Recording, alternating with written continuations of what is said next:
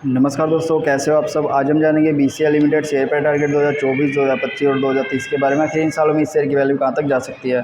तो दोस्तों, अगर हमें किसी भी कंपनी की शेयर की वैल्यू निकालनी होती है, अंदाजित वैल्यू, और आने वाले समय में इसकी वैल्यू कहां तक जाएगी वो पता करने के लिए उसके लिए काफ़ी सारी चीज़ों का अवलोकन करना पड़ता है। जैसे कंपनी के शेयर ने दिया गया रिटर्न, कंपनी की फाइनेंशियल रिपोर्ट, कंपनी में कर्ज कितना है, कंपनी रेवेन्यू कितना बना रही है, कंपनी प्रॉफिट कितना बना रही है। ठीक है, उसके बाद जो है हम एक अंदाजित वैल्यू निकाल सकते हैं जो एक्सपर्ट के द्वारा दी जाती है।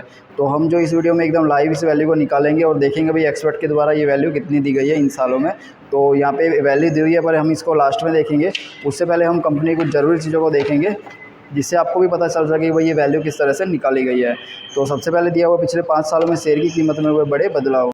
तो जैसा कि हम देख सकते हैं 17 दिसंबर 2018 को कंपनी की शेयर की वैल्यू 43 रुपीज़ के आसपास ट्रेड कर रही थी। और अगर 11 दिसंबर 2023 को देखें तो कंपनी की शेयर की वैल्यू 210 रुपये के आसपास ट्रेड कर रही है।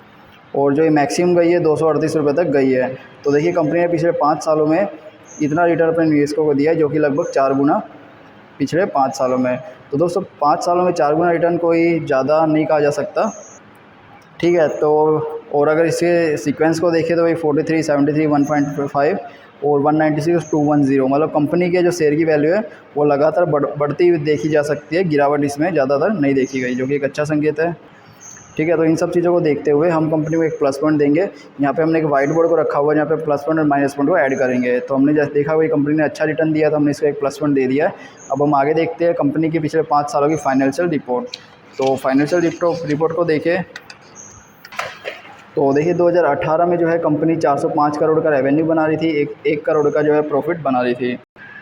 और अगर इस सिचुएशन को 5 सालों के बाद देखें 2022 में, तो कंपनी 437 करोड़ का रेवेन्यू बना रही है और लगभग 11 या 12 करोड़ के बीच में प्रॉफिट बना रही है। तो देखिए इसमें कितनी अच्छी बढ़ोतरी देखने मिली है।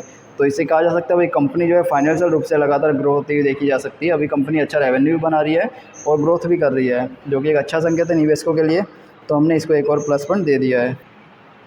इसके बाद हम देखेंगे कंपनी की संपत्ति में होने वाले फेरफार। कंपनी की संपत्ति यानी जो कंपनी के एसेट्स होता है जिसकी मदद से कंपनी अपना रेवेन्यू बनाती है। तो 2018 में देखें तो कंपनी के पास 334 करोड़ की संपत्ति थी। और अगर 5 सालों के बाद देखें 2022 में, तो कंपनी के पास 352 करोड़ की संपत्ति है। तो कंपनी की संपत्ति में ज़्यादा बढ़ोतरी तो देखने तो नहीं मिली, पर लगभग जो है कंपनी धीमी गति से संपत्ति में अपनी बढ़ोतरी कर रही है, जो कि एक अच्छा संकेत है निवेशकों के लिए। क्योंकि अगर कंपनी अपनी संपत्ति में निवेश कर रही है लगातार, तो इससे कंपनी के रेवेन्यू सोर्स भी बढ़ सकेंगे। अब हम देखते हैं पिछले कुछ सालों में कंपनी के द्वारा दिया गया डिविडेंड। जैसा कि हमने देखा भाई कंपनी अच्छा रेवेन्यू बना रही है, प्रॉफिट बना रही है, अपनी संपत्ति में भी निवेश कर रही है। तो इसका जो है निवेशकों को कितना फ़ायदा मिल रहा है। तो कंपनी देखिए अपने निवेशकों को डिविडेंड भी दे रही है इसके बदले में। 2023 में, 22 में, 18 में, 17 में कंपनी ने पिछले 5 सालों में लगातार तो नहीं दिया, पर बीच बीच में गैप लेते हुए अपने निवेशकों को डिविडेंड दिया है, जो कि एक अच्छा संकेत है। ठीक है, क्योंकि अगर कंपनी लगातार डिविडेंड दे रही है तो भाई ये कंपनी के ज़्यादा प्रॉफिटेबल होने की ओर भी संकेत करते हैं। अब इसके बाद हम देखेंगे कंपनी का शेयर होल्डिंग पैटर्न, जो कि मेरे हिसाब से काफ़ी इंपॉर्टेंट रहता है किसी भी कंपनी में निवेश करने से पहले देखना। तो टोटल प्रमोटर होल्डिंग को देखें तो इनके द्वारा 56% की होल्डिंग है, यानी कंपनी ने अपने शेयर की 56% होल्डिंग अपने पास रखी हुई है, जो कि एक अच्छा संकेत है। उसके बाद अगर देखें म्यूचुअल फंड के द्वारा 0.0% की होल्डिंग है, 0.01% की, जो कि एक अच्छा संकेत नहीं है। जिसका कारण है कि यार ये तो काफ़ी कम होल्डिंग है, ना के बराबर रही हुई है। तो इसलिए हमने इसको एक नेगेटिव पॉइंट दिया है।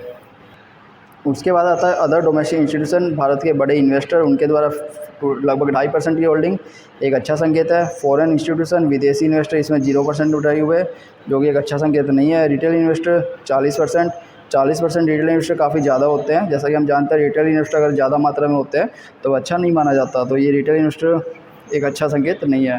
तो अगर ओवरऑल देखें तो यार इसमें जो है भारत के बड़े इन्वेस्टर अच्छी मात्रा में रहे हुए हैं और कंपनी के पास अपनी प्रमोटर होल्डिंग अच्छी मात्रा में रही हुई है, जिससे यार इसको जो है शेयर होल्डिंग पैटर्न ज़्यादा अच्छा नहीं कहा जा सकता है। इसको हमने एक माइनस पॉइंट में रख दिया है, क्योंकि इसमें बड़े इन्वेस्टर ज़्यादा मात्रा में नहीं रहे हैं। उसके बाद रिपोर्ट में आपको टॉप कंपटीटर्स दिख जाएंगे कंपनी के, और इसके अलावा कंक्लूजन दिख जाएगा, इसमें आपको निवेश करना चाहिए या नहीं, और आपका FAQs वगैरह मिल जाएगा। दोस्तों इसको ज़रूर से आपको रीड करना चाहिए। इसकी जो लिंक है वो डिस्क्रिप्शन में दी हुई है, वहाँ से जाकर आप इसे पूरी तरह से रीड कर सकते हो, डाउनलोड भी कर सकते हो। अब बात करते हैं टारगेट वैल्यू की। दोस्तों जो टारगेट वैल्यू होती है किसी भी प्रकार का सजेशन नहीं है, ये एक्सपर्ट के द्वारा दी जाने वाली अंदाजित वैल्यू है। तो अगर 2024 में देखें तो कंपनी की शेयर की वैल्यू 310 रुपये से 405 रुपये तक जाने की संभावना को बताया जा रहा है। और अगर 2025 में देखें तो कंपनी की शेयर की वैल्यू ₹470 से लेके ₹565 तक जाने की संभावना को बताया जा रहा है। और अगर 2030 के साल में देखें, 2030 में तो कंपनी के शेयर की वैल्यू बताई जा रही है 1090 से लेके ₹1235 के आसपास जाने की संभावना को बताया जा रहा है। और दोस्तों अगर प्लस पॉइंट माइनस पॉइंट को देखें तो हमें इसमें 4 प्लस पॉइंट देखने मिले, 1 माइनस पॉइंट देखने मिला, जो कि यार ये निवेशकों के लिए अच्छा संकेत है कि इसमें प्लस पॉइंट 4 देखने मिले। तो जैसे जैसे हमें अपडेट मिलेगी हम आपके साथ भी अपडेट करेंगे। इसलिए चैनल को सब्सक्राइब कर ले, वीडियो को लाइक करें। तो चलिए मिलते हैं नेक्स्ट वीडियो में।